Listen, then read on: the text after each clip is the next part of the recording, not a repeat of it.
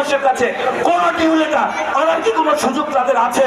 তারা কি চাইতে পারবে যে সংসদ সদস্য মহোদয় আমাকে একটা ডিউলেটার দেন? তখন তো সে বলবে তুমি কেসিটা কাটতিয়া এবার একটা ডিউলেটার বানাইল। গত 5টি বছরের ইতিহাস আমার হৃদয় রক্তাক্ত করার ইতিহাস, গত 5 বছরের ইতিহাস আমার হৃদয়টা জ্বলে পুড়ে যাওয়ার ইতিহাস। কি দায়িত্ব পালন করেছি গত 5 বছর, সেই সম্পর্কে সংক্ষেপে আপনাদের কাছে দুই একটি কথা বলতে চাই। প্রিয় বাবার আমার, আমাদের যে আগামীর প্রজন্ম রয়েছে এদেরকে মাদকের ভয়াবহতার হাত থেকে আমাদেরকে রক্ষা করতে হবে। চেয়ারম্যানের অবর্তমানে আমি উপজেলা পরিষদের ওই গাড়িটি ব্যবহার করে একটা জানাজায় একটা সালিশিতে যাব, কিন্তু গত 5 বছরে ওই গাড়িটি আমাকে ব্যবহার করার কোনো সুযোগ দেয় নাই। অথচ বরগুনা বিভিন্ন অঞ্চলের চিহ্নিত মাদক ছবিরা ওই গাড়িতে ঘুরিয়ে বেরিয়েছে। হিসাবে প্রতিদ্বন্দ্বিতা করতেছিলাম হেলিকপ্টার প্রতীক নিয়ে।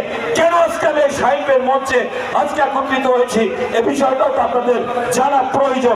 সামনে সম্ভবত এই বরগুনা সদর উপজেলার প্রত্যন্ত অঞ্চল থেকে 10টি ইউনিয়ন থেকে আগত আমার পরম শ্রদ্ধেয় মুরব্বিয়ানগণ, গণ্যমান্য ব্যক্তিবর্গ, সমবয়সী ভাইরা এখানে উপস্থিত রয়েছেন। আমার পরম শ্রদ্ধেয় ভাইরা, আপনাদের সকলকে আমি আমার ব্যক্তিগত পক্ষ থেকে এবং বরগুনা সদর উপজেলা পরিষদের পক্ষ থেকে কৃতজ্ঞতা জানাচ্ছি যে আজকে দুর্যোগপূর্ণ আবহাওয়ায় আপনারা এখানে হাজার হাজার মানুষ ছুটে এসেছেন। প্রিয় বন্ধুগণ, বক্তব্য শুরুতেই গভীর শ্রদ্ধার সাথে স্মরণ করতে হয়, এই মঞ্চ থেকে স্মরণ করতে হয় অসাম্প্রদায়িক মতাদর্শের মহান শিক্ষক, প্রগতির মহামানব, হাজার বছরের শ্রেষ্ঠ বাঙালি, আমাদের এই বাংলাদেশ নামক রাষ্ট্রের মহান স্থপতি, জাতির পিতা বঙ্গবন্ধু শেখ মুজিবুর রহমানকে এবং তার পরিবারের যে সদস্যরা 1975 সালের 15ই আগস্ট ঘাতকের নির্মম গুলিতে শহীদ হয়েছেন তাদের সকলকে আজকে সভামঞ্চ থেকে গভীর শ্রদ্ধার সাথে আমরা স্মরণ করতে চাই। আমরা গভীর শ্রদ্ধার সাথে স্মরণ করতে চাই যাদের ঘামে, যাদের শ্রমে এই দক্ষিণ অঞ্চলের আওয়ামী লীগ সংগঠিত হয়েছিল। এই বরগুনা জেলা আওয়ামী লীগের প্রতিষ্ঠাতাকালীন যিনি নেতৃত্ব দিয়েছিলেন আমাদের বরগুনার আসমত আলী সিকদার, লতিফ ফরাজি, আমাদের মোস্তেমা, আমাদের ইনুস শরীফ এবং সিদ্দিকুর রহমান সহ বরগুনা আওয়ামী লীগকে সংগঠিত করার জন্য যারা জীবন দিয়ে চেষ্টা করেছিলেন, বরগুনার সেই সমস্ত বীরদের আজকের এই সভামঞ্চ থেকে আমরা গভীর শ্রদ্ধার সাথে স্মরণ করতে চাই। প্রিয় বন্ধুগণ, সকলের প্রতি কৃতজ্ঞতা জানিয়ে আমি সংক্ষেপে দু একটি কথা আপনাদের কাছে উপস্থাপন করতে চাই।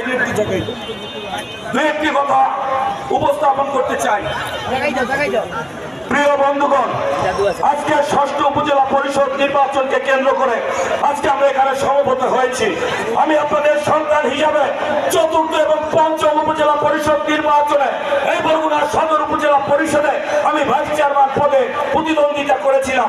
গত নির্বাচনে আপনারা আমাকে আপনাদের পবিত্র ভোটের মাধ্যমে এই পরিষদ বিভাগের মধ্যে সর্বোচ্চ ভোটে ভাইস চেয়ারম্যান নির্বাচিত করেছিলেন। আমি আপনাদের প্রতিনিধি হিসাবে আপনাদের কাছে লতিফ ফরাজির পরিবারের পক্ষ থেকে আমি আপনাদের সকলের কাছে অনেক বেশি কৃতজ্ঞ, যে কৃতজ্ঞতার ভাষা আমার জানা নেই। আমার মতো একটি নগণ্য ছেলের পাশে আপনারা গত 2টি নির্বাচনে যেমনি ভাবে দাঁড়িয়েছিলেন, একটি অশুভ শক্তির বিরুদ্ধে লড়াই করে আমি আপনাদের ভালোবাসা নিয়ে ওই উপজেলা পরিষদে উপজেলা ভাইস চেয়ারম্যান হিসেবে দায়িত্ব নিয়েছিলাম। দায়িত্ব পালন করেছি গত 5 বছর, সেই সম্পর্কে সংক্ষেপে আপনাদের কাছে দুই একটি কথা বলতে চাই। আজকে আমিও তো এই উপজেলা পরিষদে চেয়ারম্যান প্রার্থী হিসাবে প্রতিদ্বন্দ্বিতা করতেছিলাম হেলিকপ্টার প্রতীক নিয়ে। কেন আজকে আমি এই সাহিত্যের মঞ্চে আজকে একত্রিত হয়েছি এ বিষয়টাও তো আপনাদের জানা প্রয়োজন, এজন্য আমি সংক্ষেপে আপনাদের কাছে বলতে চাই। প্রিয় বন্ধুগণ, আমাদের বরগুনা সদর উপজেলা 10টি ইউনিয়ন, 1টি পৌরসভা নিয়ে গঠিত। ওই উপজেলা পরিষদে যে কমিটি রয়েছে সেই কমিটির সভাপতি থাকেন উপজেলা চেয়ারম্যান, সহসভাপতি থাকেন 2 জন ভাইস চেয়ারম্যান এবং সদস্য থাকেন 10টি ইউনিয়নের সুযোগ্য চেয়ারম্যান বৃন্দ, এবং ওখানে সাচিবিক দায়িত্ব পালন করেন আমাদের উপজেলা নির্বাহী কর্মকর্তা, এবং ওই উপজেলা পরিষদের প্রধান উপদেষ্টা হিসাবে দায়িত্ব পালন করেন এই উপজেলা যে আসন রয়েছে এই আসনের মাননীয় সংসদ সদস্য। এদের নিয়েই এই উপজেলা পরিষদের কার্যক্রম পরিচালিত হয়।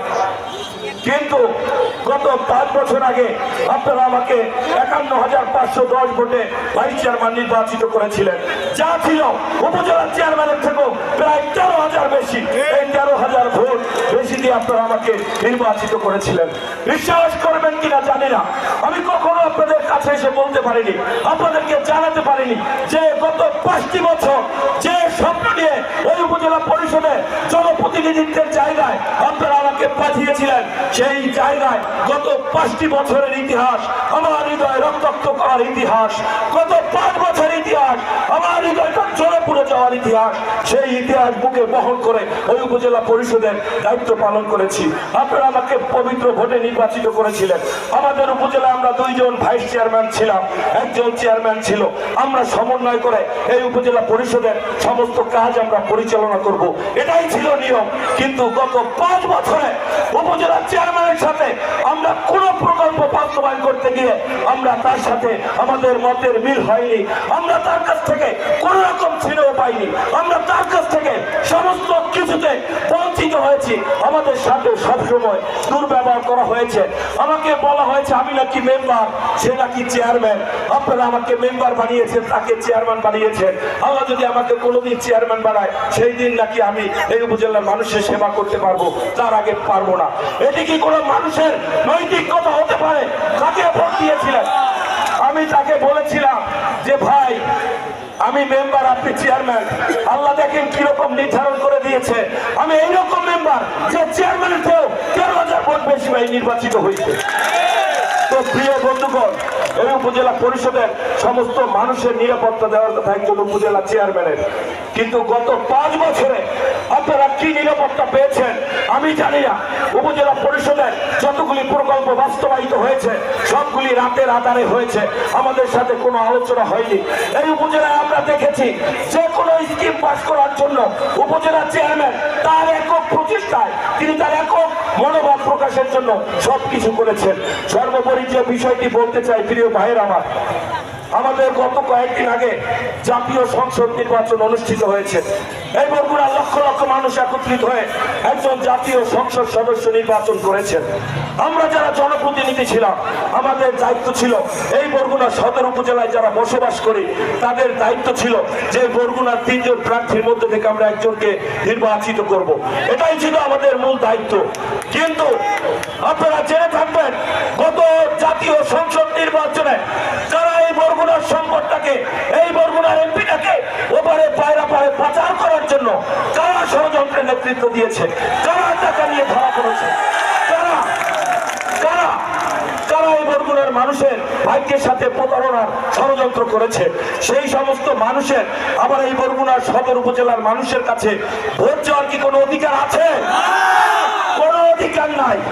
গত 5 বছরে উপজেলা পরিষদের গাড়িতে আমরা 2 ভাইস চেয়ারম্যান চড়তে পারিনি। আমি ছিলাম প্যানেল চেয়ারম্যান হন, উপজেলা চেয়ারম্যানের অবর্তমানে আমি উপজেলা পরিষদের ওই গাড়িটি ব্যবহার করে একটা জানাজায় একটা সালিশিতে যাব। কিন্তু গত 5 বছরে ওই গাড়িটি আমাকে ব্যবহার করার কোনো সুযোগ দেয় নাই। অথচ এই বরগুনা বিভিন্ন অঞ্চলের চিহ্নিত মাদক ছবিরা ওই গাড়িতে ঘুরিয়ে বেরিয়েছে, কিন্তু সাধারণ মানুষ ওই গাড়িতে চড়ার সুযোগ পায়নি। প্রিয় বন্ধুগণ, গত 5 বছরে ওই উপজেলা পরিষদে সালিশির ডেটটা হয়েছে 10টায়।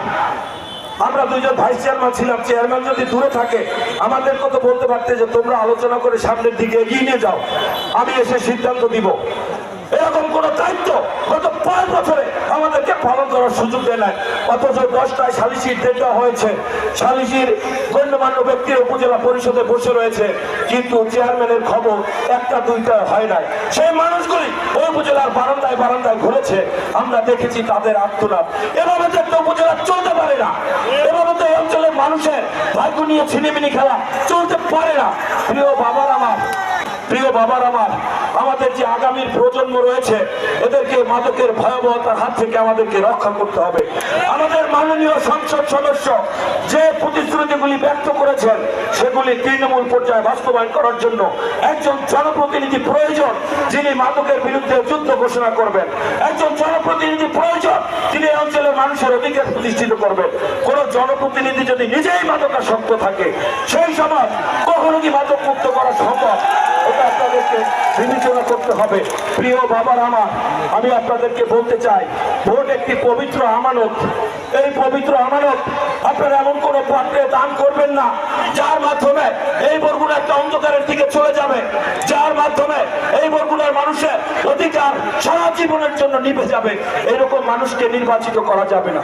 যারা গত নির্বাচনে মাননীয় সংসদ সদস্য নির্বাচনের ক্ষেত্রে এই বরগুনার মানুষের সাথে প্রতারণা করেছে, ওই উপজেলার উপদেষ্টা কমিটির প্রধান কিন্তু এই উপজেলার এই এক আসনের মাননীয় সংসদ সদস্য, যারা কেজি করেছে তারা কিন্তু এই জনগণের উন্নয়নের জন্য মাননীয় সংসদ সদস্যের কাছে কোন ডিউ লেটার আনার কি কোনো সুযোগ তাদের আছে? তারা কি চাইতে পারবে যে সংসদ সদস্য মহোদয় আমাকে একটা ডিউ লেটার দেন? তখন তো সে বলবে তুমি কেসিটা কাটতে এবার একটা ডিউ লেটার বানাইল। সুযোগ আছে? প্রিয় বন্ধুগণ, যারা এই মানুষের পবিত্র ভাগ্যের সাথে প্রতারণা করছে, যারা এই মানুষের সাথে, একটা মানুষ খালি জানা যায় গেলেই কিন্তু মহান ব্যক্তি হয়ে যায় না। আমার বাবারা, মনে রাখতে হবে জানাজার নামাজ হচ্ছে ফরজে কিফায়ের নামাজ।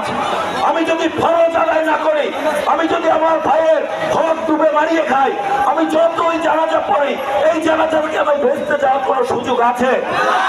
আমার বেহেশতে যেতে হলে আমার ফরজ আদায় করতে হবে, আমার ভাইয়ের হক আদায় করতে হবে। গত 5 বছর আমাদের হক মেরে তিনি একজন মহান ব্যক্তি সাজার চেষ্টা করেছেন। সেই অপশক্তিকে আমাদের প্রতিহত করতে হবে। আমাদের মনে রাখতে হবে যে এই অঞ্চলের মানুষের বঞ্চনা থেকে মুক্তির জন্য মহান আল্লাহ পাক রব্বুল আলামিন একজন জাতীয় সংসদ সদস্য নির্ধারণ করে দিয়েছেন। তিনি যে স্বপ্ন নিয়ে এই অঞ্চলের লক্ষ লক্ষ মানুষের পবিত্র ভোটের মাধ্যমে নির্বাচিত হয়েছে, তার স্বপ্ন বাস্তবায়নের জন্য তার চিন্তার সাথে মিলে এইরকম একজন মানুষকে আমাদের জনপ্রতিনিধি হিসাবে এই উপজেলা পরিষদে পাঠাতে হবে। প্রিয় ভাইরা, আজকে আমার সম্পর্কে অনেক অপপ্রচার করে শাহিন ভাইকে আমি সমর্থন দিয়েছি বলে আমি নাকি টাকায় বিক্রি হয়ে গিয়েছি। আমি সেই সমস্ত মানুষের কাছে বলতে চাই, আমাকে নিয়ে যারা এত ভাবেন, আমাকে নিয়ে যাদের এত চিন্তা, আমি যখন 2010 সালে ছাত্রলীগের সভাপতি হয়েছিলাম, মাননীয় প্রধানমন্ত্রী আমাকে ছাত্রলীগের সভাপতি বানিয়েছিল, কিন্তু এই বরগুনায় কিছু কুচক্রী মানুষ আমার ছাত্রলীগের সভাপতির পদ কেড়ে নেওয়ার জন্য একজনকে ভারপ্রাপ্ত সভাপতি স্থানীয়ভাবে দায়িত্ব দিয়ে ছাত্রলীগ চালানোর চেষ্টা করেছিল। আমি যখন 2014 সালে ভাইস চেয়ারম্যান আপনাদের ভোটে নির্বাচিত হয়ে গিয়েছিলাম, সেই নির্বাচনে জামায়াতের কাছে আমার বিজয় বিক্রি করে দেওয়া হয়েছিল। তখন আপনাদের বিবেক কোথায় ছিল? আপনারা আজকে আমাকে নিয়ে এত দুঃখ প্রকাশ করেন। এই শাহিন ভাই হচ্ছে আমার ইউনিয়নের একজন সন্তান।